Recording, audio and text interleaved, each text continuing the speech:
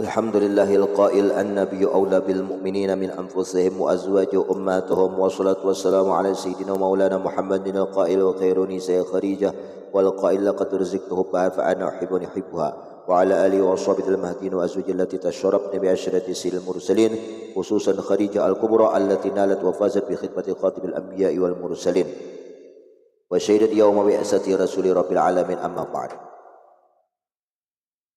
Khadijah radhiyallahu anha adalah seorang perempuan yang mempunyai kemuliaan di dunia dan di akhirat. Beliau dilahirkan 15 tahun sebelum lahir kepada baginda Rasul. Beliau keturunan daripada kaum Quraisy yang dihormati. Beliau adalah seorang pedagang yang terkenal dan kaya raya.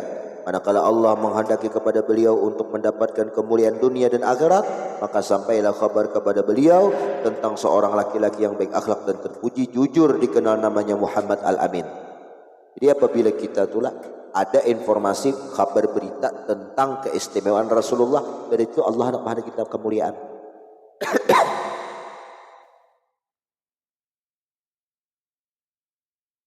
Maka menawarkan Khadijah radhiyallahu anha dagangannya kepada Rasulullah karena beliau berkeyakinan apabila dagangan dibawakan oleh orang yang jujur dapat dipercaya maka akan memperoleh keberkahan dan untung yang banyak.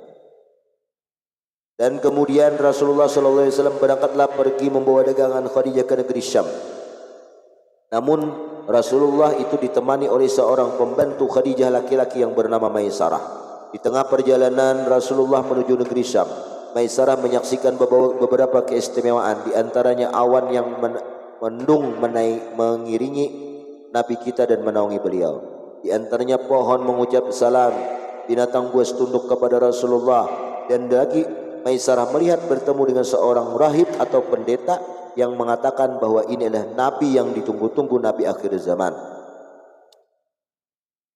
Dan manakala setelah sampai di negeri Syam, dagangan Rasulullah laku terjual. Kemudian Rasulullah pulang langsung menyerahkan harta jualannya kepada Khadijah radhiyallahu anha.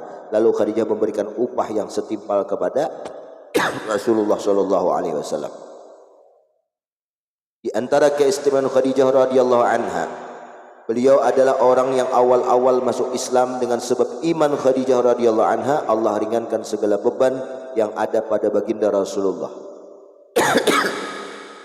Wa wajadaka a'ilan fa aghna, kami temukan engkau itu Muhammad a'ilan ay faqiran, dalam keadaan fakir, fa aghna, lalu Allah berikan kekayaan, yaitu Khadijah radhiyallahu anha.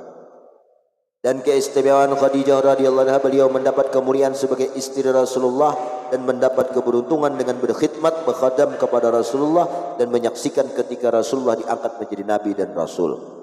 Dan adalah keistimewaan radhiyallahu anha, beliau keturunan yang terpelihara daripada keturunan kaum jahiliyah, sehingga beliau diberi gelar As-Sayyidatut Tahirah. Dan Khadijah radhiyallahu anha diberikan keistimewaan beliau termasuk ahlu darakah, yaitu apabila ditawassuli dengan menyebut ya ummana Khadijah al-Kubra, ya ummana Khadijah al-Kubra, ya ummana Khadijah al-Kubra, maka hadirlah beliau, karena Khadijah itu adalah hakikatnya daripada Allah Subhanahu wa taala juga.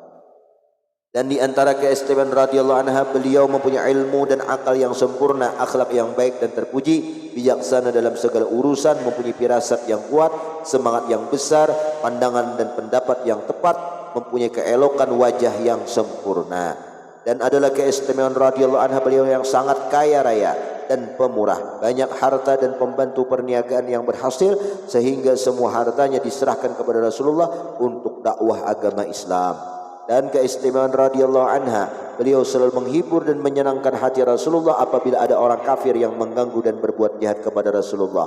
Di antara keistimewaan radhiyallahu anha, beliau senantiasa bersama Rasulullah selama lebih kurang 24 tahun bersama Nabi, menjalani rumah tangga, tidak pernah beliau menyakiti hati Rasulullah. Dan keistimewaan radhiyallahu anha, beliau mendapat pangkat Abdalus Sayyidatun Nisa'il Alamin, terpaling abdal dan pemimpin daripada seluruh perempuan seluruh alam.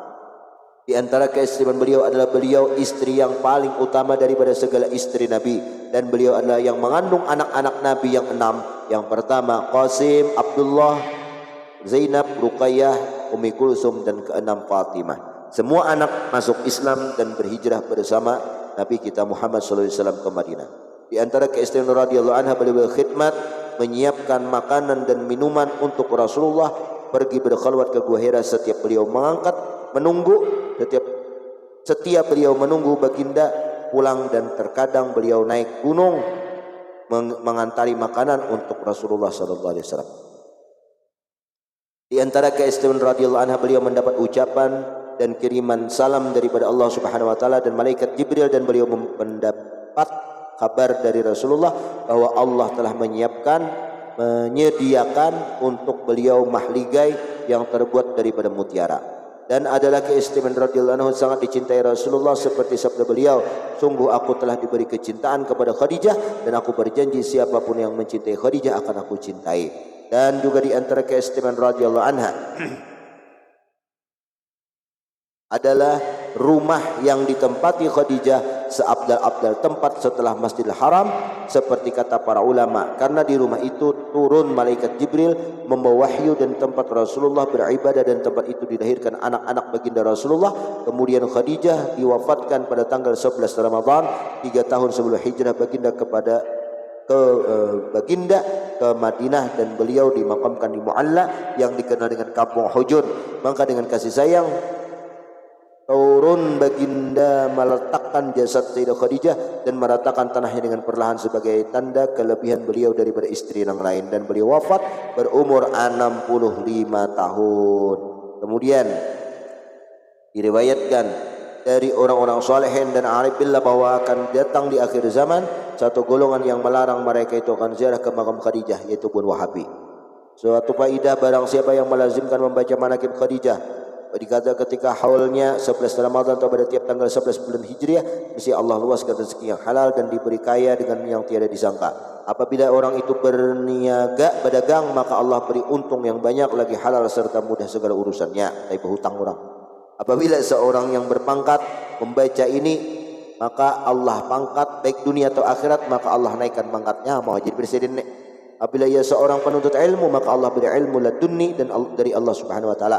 Dan apabila ia ada kesusahan seperti banyak menanggung hutang, maka baca manaqib. Kemudian kalau ia kawasa menyembelih kambing dan dibagi-bagi dagingnya, kemudian pahala disediakan kepada Khadijah, niscaya Allah meluaskan rezeki yang halal dan terbayarlah hutang-hutangnya, dan disampaikan Allah segala hajat di akhirat. Ini mujarab menghutang 2-3 ribu dosakin, bayar aja langsung lah pada nomor kambing. Hutang banyak. Nah, sembelih kambing, bagikan dagingnya. Adapun syarat kita ingin mendapatkan karamat sahabat, ulama, Khadijah, pertama, hati kita yakin bahwa orang yang kita ceritakan itu adalah wali Allah Subhanahu wa taala, dan kedua, tiada mungkir i'tikad kita kemuliaan dan kewalian jika pekerjaan itu bertentangan pada zahirnya, walaupun zahirnya salah. Nah, tetap kita baik sangka bahwa gawian itu bujur lah. Kenapa? Memang salah zahirnya tapi hakikatnya itu bujur. Nah, ada tuh yang lebih baik lah. Dan setengah dari karamah Khadijah radhiyallahu anha, beliau kebanyakan orang yang bermukim di Mekah hendak ziarah ke makam Rasulullah, tetapi mereka tidak punya harta benda, maka mereka ziarah ke makam Khadijah dan bertawasul kepada Khadijah, maka Allah memudahkan berziarah orang itu ke makam Rasulullah sallallahu alaihi wasallam. Kemudian kita baca Fatihah 4, kita hadiahkan pahalanya Khadijah radhiyallahu anha. Fatihah.